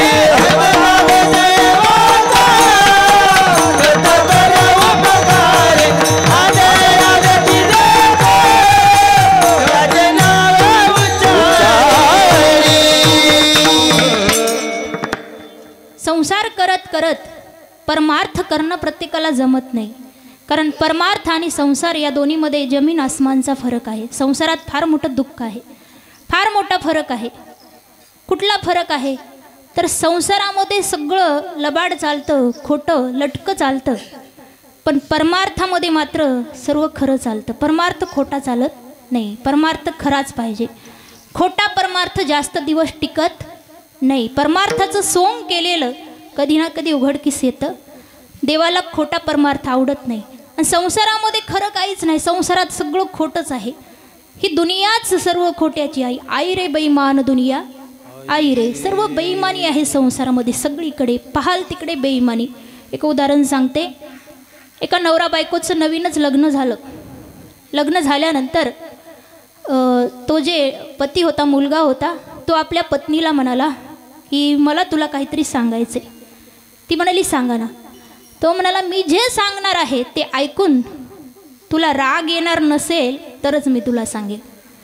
ती म्हणाली नाही येणार राग, तुम्ही सांगा तरी. तो म्हणाला हे बघ, मी आणि माझ्या घरच्यांनी तुझ्यापासून आणि तुझ्या घरच्यांपासून एक सत्य लपवलंय म्हणून सांगितलं. ती म्हणाली काय. तो म्हणाला आधी मला सांग की तुला राग येणार नाही. ती म्हणाली अजिबात राग येणार नाही, तुम्ही सांगा. तेव्हा त्याने सांगितलं की एकदा माझा अपघात झाला होता आणि सगळे माझे दात पडले होते. हे जे माझे दात आहेत ना सगळे नकली आहेत म्हणून सांगितलं. आणि दाताची चौकीच बाहेर काढून दाखवली त्याने. सगळे दात नकली होते, तोंडात एकही दात नव्हता त्याच्या. तो म्हणाला माझ्या घरच्यांनी हे तुमच्यापासून लपवलं. त्याला वाटलं आता तिला बायकोला किती राग येतो की, पण बायकोला काहीच राग आला नाही, ती अगदी शांत बसलेली. तो म्हणाला एवढं मोठं सत्य तुझ्यापासून लपवलं, तुला राग आला नाही. ती म्हणाली अजिबात राग आला नाही, कारण जसं तुमचं आहे तसंच माझं सुद्धा आहे. काय आहे, तू काय लपवलं. तिनं सांगितलं तुम्हीही मला आधी वचन द्या की मी जे सांगेल ते ऐकल्यावर तुम्हाला राग येणार नाही. तो म्हणाला अजिबात नाही. ती म्हणाली मी देखील आणि माझ्या घरच्यांनी देखील तुमच्यापासून आणि तुमच्या घरच्यांपासून एक सत्य लपवले. तो म्हणाला असं काय तुम्ही लपवले. तेव्हा तिनं डोक्याचा टोपच काढून दाखवला. अख्खट टक्कल उजाड माळरान, एक केस नाही डोक्यावर. लटिका व्यवहार सर्व हा संसार, लटिका व्यवहार सर्व हा संसार, लटिका व्यवहार सर्व हा संसार, लटिका व्यवहार सर्व हा संसार. वाया येर धार, वाया येर धार, हरी विना हरी मुखे मना, हरी मुखे मना, हरी मुखे मना. वायर झार, वायर झार, हरी विना हरी मुखे मना, हरी मुखे मना, हरी मुखे मना, हरी मुखे मना. संसारात सगळं लटकं म्हणजे सगळं खोटं आहे. हा पहिला फरक आहे. तुम्हाला मी परमार्थ आणि संसार यामधला फरक सांगते, लक्षात ठेवा. हा पहिला फरक आहे. की संसारात सगळं खोटं चालतं आणि परमार्थात खरं चालतं. परमार्थात खऱ्याला किंमत आहे. ज्याचा परमार्थ खरा तोच धन्यतेच्या लायकीचा असतो. मग दुसरा फरक काय तर संसारातील जे काही आहे ना ते सोबत काहीच येत नाही, पण परमार्थातील सगळं आपल्या सोबत येतं. परमार्थात आपण जेवढा काळ घातला, जेवढा वेळ आपण भगवंताचं भजन केलं तेवढं पुण्य आपल्या खात्यावर जमा होतं. आणि संसार तुम्ही मरेपर्यंत कितीही केला चिकाटीने, कितीही मनापासून केला तरी त्याचं पुण्य तुम्हाला मिळत नाही. आणि संसारातलं सोबत काहीच येत नाही. एक माणूस मरण पावला, आयुष्यभर त्याने खूप संपत्ती कमावली आणि जेव्हा निघाला तर यमदूत त्याला न्यायला आलेत. यमदूतांच्या डोक्यावर गाठोडं होतं. त्या माणसानं विचारलंय, अहो ते गाठोडं कशाचं आहे? तेव्हा यमदूत म्हणाले, तुझ्याच कर्माचं आहे, तू जेवढं कमावलंय ते आहे. त्याला आनंद वाटला, बरं झालं मी एवढं कमावलेलं माझ्यासोबतच येत आहे, बघू काय काय आहे. गाठोडं सोडलं तर रिकामं, काहीच नाही मध्ये. यमदूत म्हणाले, बांध बैठा अनाडी गठडी, पर जो साथ जाना था वो तो कमायाही नाही. जे सोबत जाणार होतं ते तू कमावलंच नाहीस. आयुष्यभर कर्म केलं संसारात, पण गाठोडं मात्र रिकामच. म्हणून गाठोडं भरून न्यायचंय आपल्याला, यासाठी परमार्थ करायचा. संसारातलं कर्म केले तिल तिल पुण्य साधा पडे, तिल तिल पुण्य साधा पडे,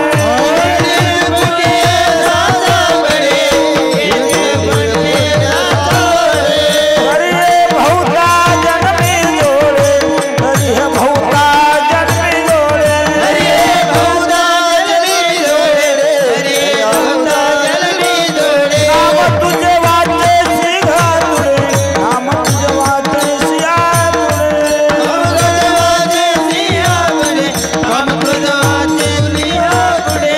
समागम घडे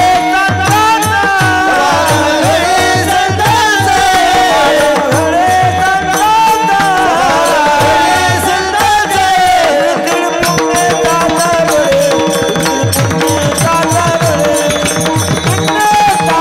बळे, तिल पुण्य साधा बळे, पुण्य साधा बळे, तिल पुण्य साधा बळे, तिल पुण्य साधा बळे, तिल पुण्य साधा बळे. तिळ तिळ पुण्य साचापडे. या ठिकाणी आलेला एक एक क्षण तुमचा पुण्याईचा आहे, कमाईचा आहे. आता मला सांगा, 11 वाजून गेले तर आपल्या कीर्तनाचा टाईम होता 9 ते 11. 11 वाजत आले, अजून माझं अर्धही कीर्तन झालं नाही. संपूर्ण करायला अजून 2 तास लागतील. थांबताल का तुम्ही 2 तास? थांबताल? नाही, अर्ध्या जणांना आत्ताच थंडी ताप आला असेल. 2 तास बसायचं कसं? आणि त्यात कीर्तनाचा टाईम खरं तर सगळ्यात चांगला 8 ते 10 असावा, म्हणजे माणसांना आळस येत नाही, काही नाही. 9 ते 11 जरा जास्त आहे. त्यात आज भजन ही थोडं उशिरा उभं राहिलं. 11च्या पुढं टाईम गेला आणि टाईमच्या पुढं कीर्तन गेलं की माणसांना राग येतो. मग माझ्याकडं रागानं बघतात लोक, मोठे मोठे डोळे करून. रागानं कोणी पाहू नका, कारण मी वेळेवर आले, कीर्तनच उशिरा उभं राहिले.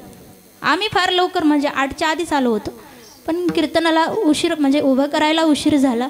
11 वाजलेत. आता घेऊ का नको पुढं जास्त तुम्हीच सांगा, घेऊ की नको? तुमच्या मनावर बरं का, माझं काही नाही. मी अजून 2 तासही सांगू शकते, पण ऐकणारे समोर पाहिजेत ना. ऐकणारेच नसेल तर मी सांगू कोणाला? नाही तर एका गावात एका महाराजांचं कीर्तन सुरू होतं. समोर पब्लिक आधी आली होती, पण एक एक एक एक उठून जायला लागले आणि कीर्तन होईपर्यंत सगळेच उठून गेले. एक सुद्धा नाही, फक्त एक बसला होता, इमानदार होता, तो पुढं बसला होता एकदम, तो काही उठला नाही. महाराजाला आनंद वाटला, चला सगळं गाव जरी उठून गेलं तरी एक तरी श्रोता असा इमानदार आहे की तो शेवटपर्यंत टिकला. महाराज म्हणतात, वा वा क्या बात आहे, तुला फारच कीर्तनाची आवड दिसते रे. तो म्हणाला, महाराज तुमच्या कीर्तनासाठी नाही बसलो, तुमच्या पायाखालचं घोंगडं माझं आहे, ते घेऊन जाण्यासाठी बसलोय. असं व्हायचं, म्हणून मी काय तसं करणार नाही. थोडा वेळ घेऊ आणि आपण मग आरती घेऊ. तसं करणार नाही, कारण टाईम पूर्ण झाला की माणसं मग पटापट कीर्तनातून उठून जायला लागतात. आणि कधीच असं करत जाऊ नका. पहिली गोष्ट, कीर्तनाला शेवटपर्यंत बसणं होत असेल तरच येत जा, पण चालू कीर्तनातून मध्ये उठून जाऊ नका. त्याचं कारण असं, तुम्ही या ठिकाणी आलात ना पुण्य कमवण्यासाठी, पण ते पुण्य तुम्हाला कधी मिळतं? जेव्हा आरती संपूर्ण होते. आरती पूर्ण झाल्यानंतर ती आरती घेतल्याशिवाय कोणं जायचं नाही. आरती घेणं म्हणजे पगार घेणं. आता तुम्ही जे 2 तास या ठिकाणी सेवा केली भगवंताची, त्याचं फळ घेऊनच मग जायचं. आणि अर्ध्यामधूनच उठून गेलं तर तुमची सेवा वाया गेली. मग आरती घेतल्याशिवाय जायचं नाही सर्वांनी. आणि दुसरं एक कारण, देवाच्या कथा कीर्तनातून जर मध्येच उठून गेलं तर देव म्हणतो या जन्मात तुला एवढे चांगले पाय दिलेत, त्या पायानं तू कीर्तनातून उठून गेलास, पुढच्या जन्मात पायच देत नाही देव. त्याच्यासाठी या पायाचा सदुपयोग करायचा. या पायाने भगवंताच्या कथा कीर्तनाला यायचं, शेवटपर्यंत बसायचं. आणि एखाद्याला समजा त्रास होत असेल, काही काही माणसांना शरीराचे दुखणे असतात ना, गुडघे दुखतात, कंबर दुखते, मानपाट दुखते, तर अशा माणसांना मी बसण्यासाठी कधीच बंधन लावत नाही. माझ्या कथेत असो कीर्तनात असो, तुम्हाला जर त्रास होत असेल तर तुम्ही पाय लांबून बसा, मी तुम्हाला काहीच म्हणणार नाही. जर तुम्हाला बसायला त्रास होत असेल, मांडी घालाय, तुम्ही खुर्चीवर बसून कीर्तन ऐका. बसण्याबद्दल मी कधीच नियम लावत नाही. पण ज्यांना त्रास आहे त्यांच्यासाठी, जे अगदी निरोगी आहेत त्यांनी मात्र मांडी घालून कीर्तन श्रवण करायचं. पण शेवटपर्यंत बसून राहायचं, मध्ये उठायचं नाही. कारण आपण परमार्थ केला तर आपल्या तर फायद्याचं आहेच हो, पण आपल्याला जन्म देणारे आईबापही धन्य असतात. अभंगाच्या दुसऱ्या चरणात नारायण गाय नारायण गाय नारायण गाय नारायण गाय नारायण गाय नारायण गाय नारायण गाय नारायण गाय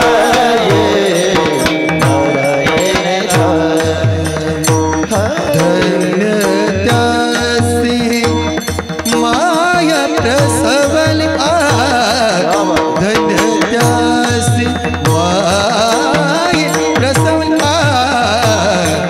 नारायण गाय नारायण गाय नारायण गाय नारायण गाय धन्य त्यासी माया प्रसवली धन्य त्याची माय प्रसवली नारायण गाय नारायण गाय नारायण गाय नारायण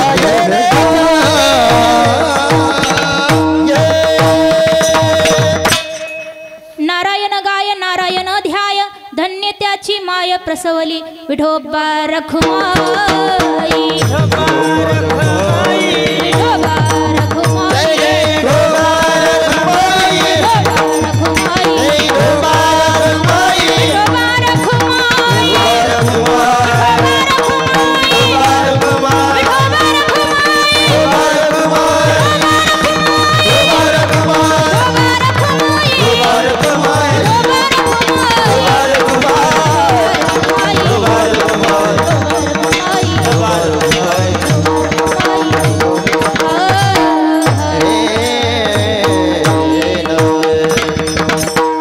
थोडक्यात आता फक्त थोडंसं चिंतन पाहू की अभंगाच्या दुसऱ्या चरणामध्ये माय हा शब्द वापरलाय. धन्य त्याची माय प्रसवली. या ठिकाणी बाप हा शब्द आलेला नाही. याचा अर्थ असा नाही की बाप धन्य नाही, तर पण माय हा शब्द वापरला कारण आईला जास्त महत्त्व दिलं.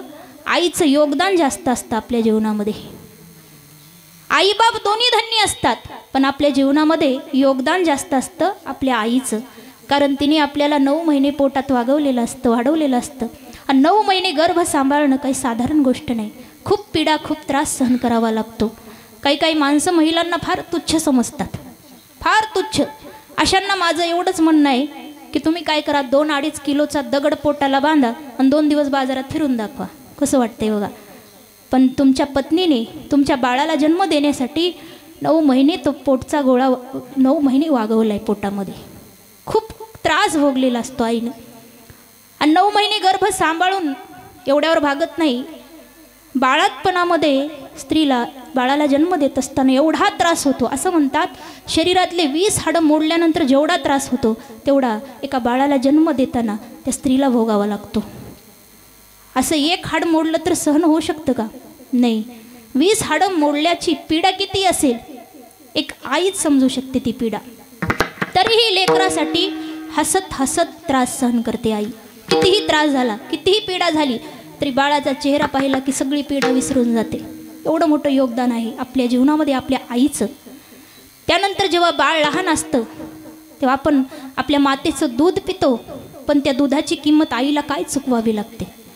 आईच्या स्तनामध्ये 1 थेंब दुधाचा बनण्यासाठी आईचं 2 थेंब रक्त आटत असतं.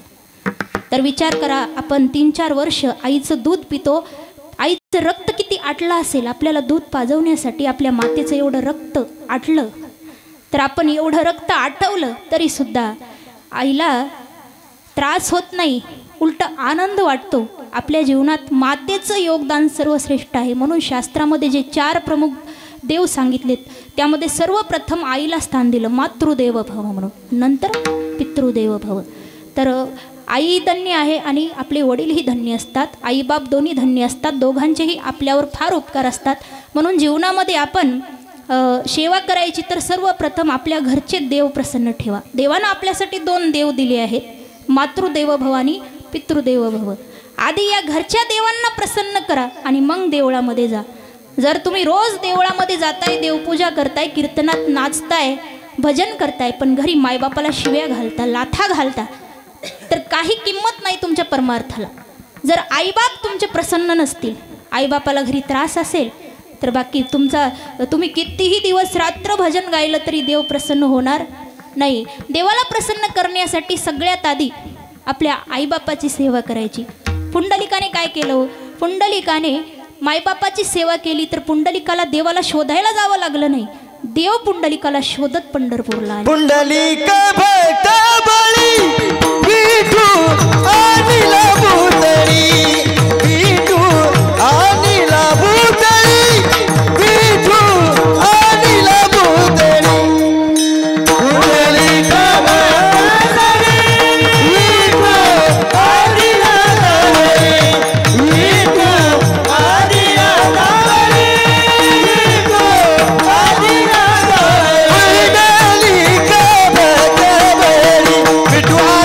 भूतळी, विठू अनिला भूतळी, विठू अनिला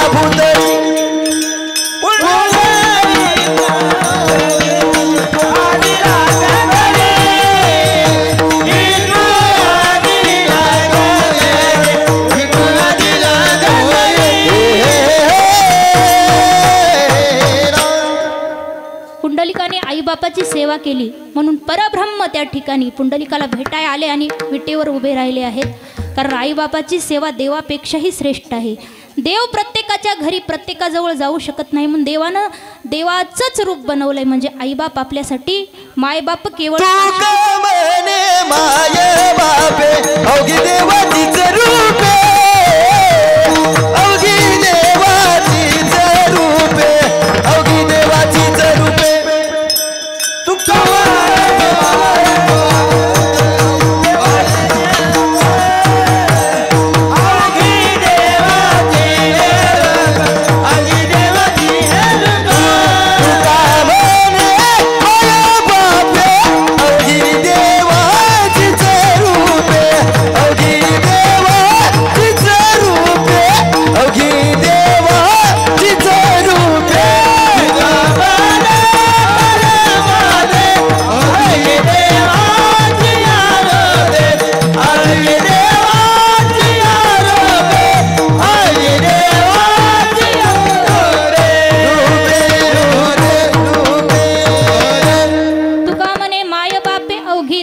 स्वरूपे.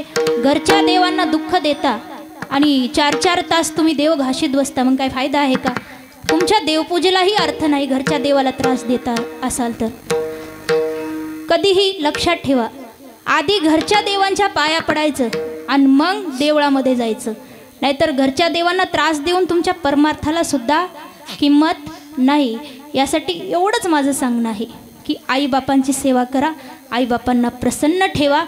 आणि जो भगवंताचं नामस्मरण करतो ना, त्याचे आईबाप धन्य असतात. का धन्य असतात? कारण तिने अशा मुलाला जन्म दिलेला असतो ज्याच्यामुळे कुळाचा उद्धार होतो. अभंगाच्या कुळाचा उद्धार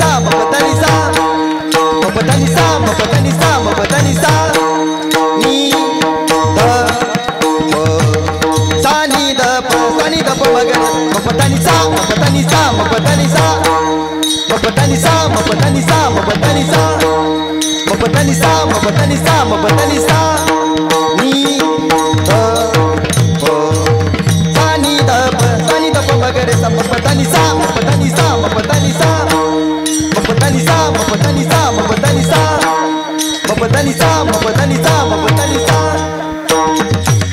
सा नी ध प मगर सा नी ध प मगर सा नी ध प मगर मपतनी सा मपतनी सा मपतनी सा सा मपतनी सा मपतनी सा मपतनी सा सा मपतनी सा मपतनी सा मपतनी सा नी ध प मगर सा नी ध प मगर सा नी ध प मगर मपतनी सा मपतनी सा मपतनी सा सा मपतनी सा मपतनी सा मपतनी सा सा मपतनी सा मपतनी सा मपतनी सा नी ध प मगर सा नी ध प मगर सा नी ध प मगर मपतनी सा मपतनी सा मपतनी सा सा मपतनी सा मपतनी सा मपतनी सा सा मपतनी सा मपतनी सा मपतनी सा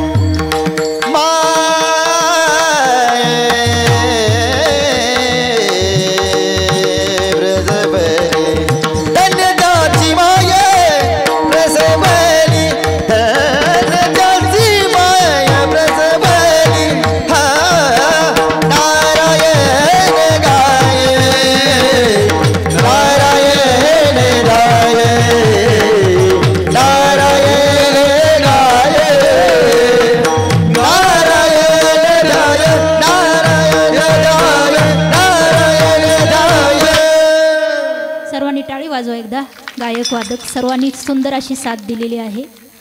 शेवटच्या चरणात या ठिकाणी महाराज वर्णन करत आहेत। प्रसवली तया कुळाचा उद्धार तोतरे निर्धार नामा म्हणे नारायण गाय नारायण ध्याय धन्य त्याची माय प्रसवली। की त्या मातेने अशा मुलाला जन्म दिलेला आहे की तो स्वतः तर तरुण जातो हे निश्चित आहे, पण त्याच्यामुळे अख्ख्या कुळाचा उद्धार होतो, कारण तो नामधारक आहे। नामधारक असला की जीवनामध्ये तो कधीही तरुण जाणार, पण त्याच्यामुळे अख्खा परिवार, अख्खं कुटुंब, अख्खं खानदान, अख्खं कुळ तरुण जातं। हा महत्त्वाचा मुद्दा आहे। म्हणून सर्वांनी परमार्थ करावा, भगवंताचा नामजप करून स्वतःचं जीवन सफल करून घ्यावं, असा या अभंगाचा भावार्थ आहे. आपला कीर्तनाचा वेळ होऊन गेलाय, तरीही थोडासा वेळ जास्त झाला त्याबद्दल मी सर्वांची क्षमा मागते. आणि जरी या 2 तासामध्ये बोलण्यातून माझ्या एखादा चुकीचा शब्द गेला असेल, किंवा मला बरोबर बोलता आलं नसेल, किंवा मला बरोबर अभंग सोडवता आला नसेल, किंवा मला कीर्तनच बरोबर सांगता आलं नसेल, तरीही मला काही परकस समजू नका. तुमच्या घरची मुलगी समजा किंवा तुमची बहीण समजा, आणि जरी चुकलं असेल तरीही मला उदार अंतकरणानं क्षमा करा. सर्वांचे आभार मानते आणि झालेली सेवा या ठिकाणी पूर्णविराम देते. झालेली सेवा पांडुरंग परमात्म्याच्या चरणी अर्पण करून सेवेला इथंच पूर्णविराम. सर्वांनी आता भजन करा.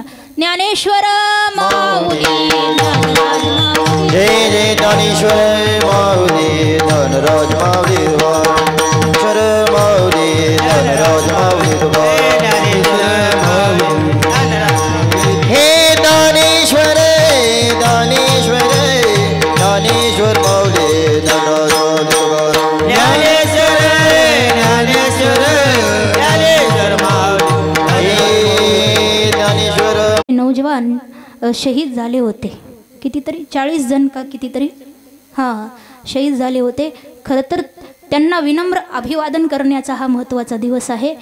पण आजकालचे तरुण पाश्चात्य संस्कृतीकडे झुकलेले आहेत. व्हॅलेंटाईन डे साजरा करायचं ध्यानात राहतं, पण आपले वीर जवान ज्यांनी आपल्या देशाच्या सुरक्षेकरता स्वतःचं जीव बलिदान दिलंय त्यांना विसरून जातात. तर 2 मिनिट त्यांच्यासाठी एक गीत गायचं आहे. त्यांना एक आपल्या सर्वांतर्फे आपल्या देशाचे वीर जवान त्यांना भावपूर्ण विनम्र अभिवादन म्हणून मी एक देशभक्तीपर गीत गाणार आहे. ते झालं की मग तुम्ही घरी जाऊ शकता. मेरा कर्मा तू मेरा धर्मा तू मेरा सब कुछ तू तेरा सब कुछ मैं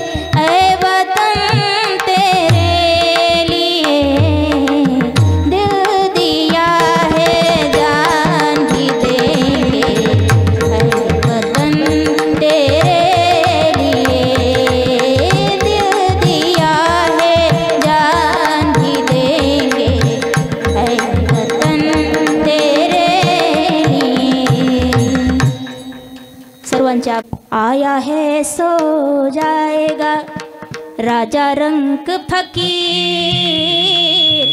आया है सो जाएगा राजा रंक फकीर। कोई सिंहासन चढ़ चला, कोई बंधे जंजीर कबीरा, कोई बंधे जंजीर। कारण हे मन बावरा आहे, पागल आहे। या मनाचं सुंदर असं विश्लेषण, फार सुंदर वर्णन आमच्या संत बहिणाबाई यांनी केलं आहे। त्यांची सुंदर कविता आहे। मन वढाय वढाय जस पिकातल ढोर, मन वढाय वढाय जस पिकातल ढोर। किती हाकला हाकला फिरून येई पिकावर मन वढाय वढाय जस पिकातल ढोर. पुढं अजून सुंदर वर्णन केलं. मन जहरी जहरी त्याच न्यार रे तंतर. मन जहरी जहरी त्याच न्यार रे तंतर. अरे इचू साप बरा त्याले उतारे मंतर. मन जहरी जहरी त्याच न्यार रे तंतर. मन पाखरू पाखरू काय सांगू त्याची मात. मन पाखरू पाखरू काय सांगू त्याची मात. आता होत भुईवर गेलं गेलं आभायात. मन वढाय वढाय जस पिकातल ढोर. मन वढाय वढाय जस पिकातल ढोर.